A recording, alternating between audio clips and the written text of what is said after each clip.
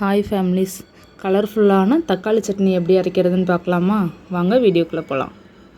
வடைச்சட்டியை அடுப்பில் வச்சு வடைச்சட்டி சூடானதுக்கப்புறம் எண்ணெய் ஊற்றி எண்ணெயும் லைட்டாக ஹீட் ஆனதுக்கப்புறம் உளுந்தம்பருப்பு நல்லா ப்ரௌன் கலர் வர வரைக்கும் வணக்கிட்டு அதுலேயே 2-3 மிளகா உங்களுக்கு காரத்துக்கு ஏற்ற மாதிரி எத்தனை மிளகா வேணுமோ அந்த மாதிரி போட்டுக்கோங்க. அடுத்து ஒரு வெள்ளைப்பூடு ஃபுல்லாக பொரிச்சு வச்சுருக்கேன். சின்ன வெங்காயம் கொஞ்சம், பெரிய வெங்காயம் கொஞ்சம் எல்லாத்தையும் நல்லா வணக்கிடணும். வணக்குனதுக்கப்புறம் தக்காளி நான் ஒரு 6-7 தக்காளி எடுத்திருக்கேன். உங்களுக்கு தேவைக்கு ஏற்ற மாதிரி நீங்கள் எடுத்துக்கோங்க. நான் தக்காளி நிறைய போடணுன்றனால நிறைய எடுத்திருக்கேன். அதை நடுவில் இருக்க அந்த காம்பெல்லாம் கட் பண்ணி எடுத்துகிட்டு நான் வச்சுருக்கேன். இப்போ அதை நல்லா பெரட்டி விட்டுட்டு உப்பு போட்டுடணும். நான் வெங்காயம் வணங்குறப்பே உப்பு போட்டிருக்கேன். நீங்களும் அதே மாதிரி உப்பு போட்டிங்க அப்படின்னா வெங்காயமும் நல்லா வணங்கிடும், தக்காளியும் நல்லா வணங்கிடும். தக்காளி நல்லா பேஸ்ட்டு மாதிரி வந்துடணும். அந்தளவுக்கு குழஞ்சதுக்கப்புறம் தான் நிப்பாட்டி ஆற வச்சு சைட்லேயே இட்லியை ஊற்றி வச்சுருக்கேன்.